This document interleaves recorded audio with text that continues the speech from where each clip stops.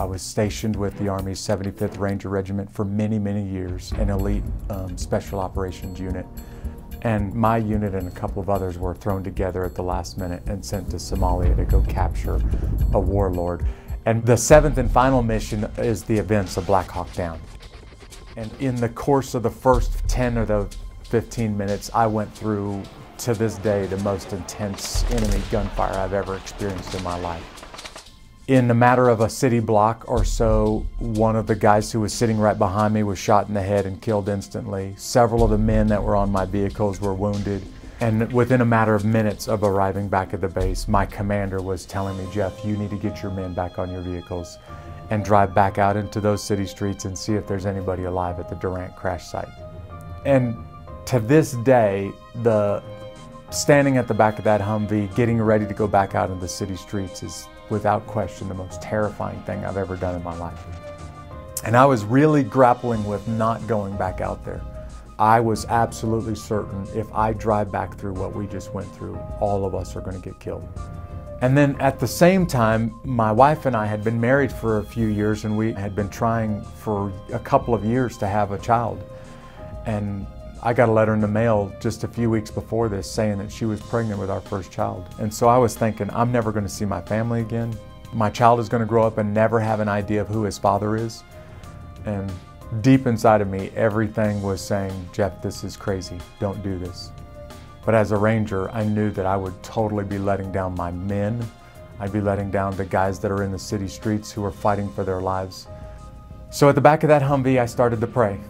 And I didn't stop what I was doing, didn't close my eyes, didn't bow my knees, just kept washing the blood off of the back of the Humvees and praying, "God, I am in big trouble and I know I'm going to die in the next few minutes and I need your help."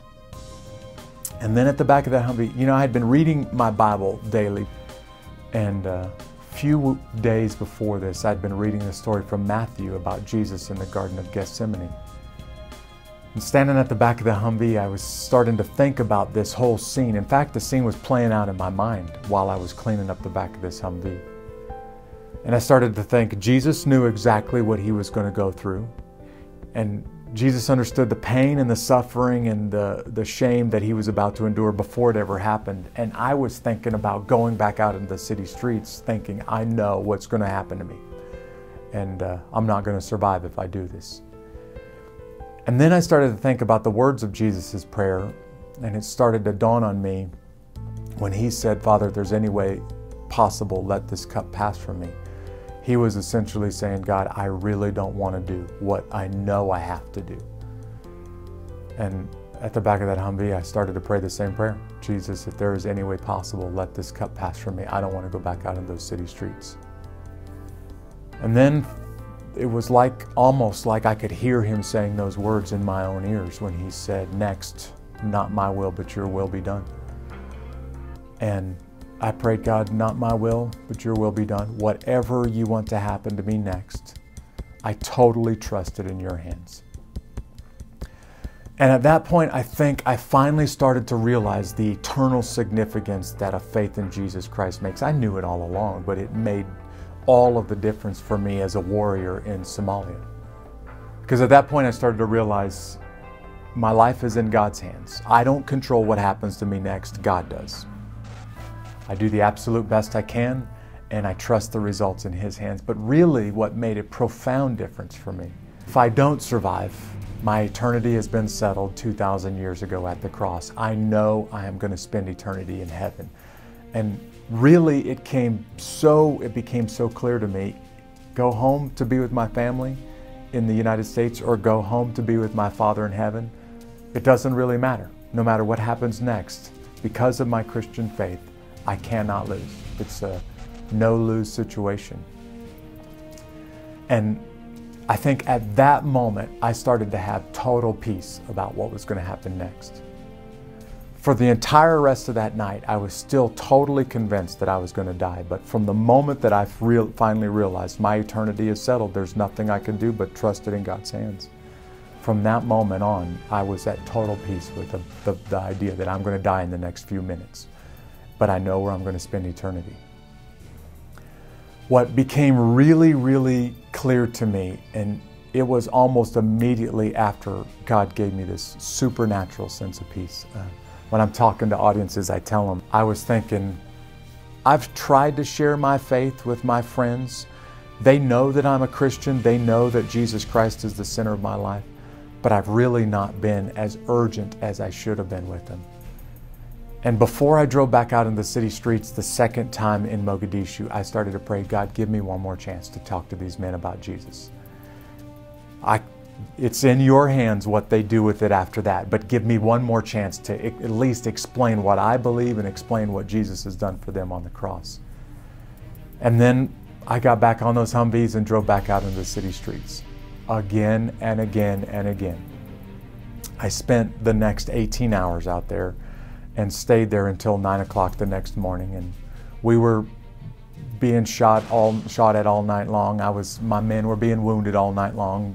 Guys were dying around me to my left and to my right all night long. But for me, the most pivotal events of Mogadishu were not that firefight. It was the day after the firefight was over with. I had almost immediately, as soon as I returned to my base the next morning, I had men walking up to me waiting to talk to me. And they were saying stuff like, Jeff, I got to talk to you about Jesus. I need to talk to you about your faith. I could hear over the radio, when I heard your voice over the radio, I could hear something different in your voice than everybody else who was talking on the radio. They were saying stuff like, Jeff, you clearly demonstrated last night that you have something that I don't have, and I want to know what it is. And I had men waiting to talk to me almost for the next 24 hours, shaking me to wake me up in the middle of the night saying, I need to talk to you right now about your faith in Jesus.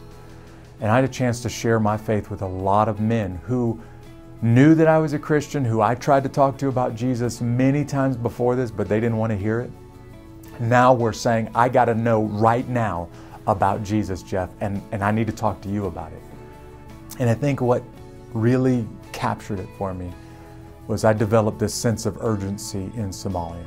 I realized, man, life is precious, it's short, and the few opportunities that I have to share my faith with somebody, I'm going to take it as soon as I have that opportunity, because there's no promise that I'll have a chance tomorrow or next month to talk to somebody about Jesus.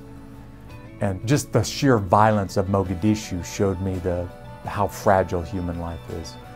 And I feel like I can look them in the eyes and honestly say, I know what you're going through, because I've been there myself. And let me tell you the difference that Jesus Christ makes. Let me tell you the difference going to war makes when you have Christ as the center of your life versus no faith whatsoever. So Mogadishu for me was a life-changing event, but it wasn't getting shot at that changed my life. It was the urgency of the gospel that I experienced the next day.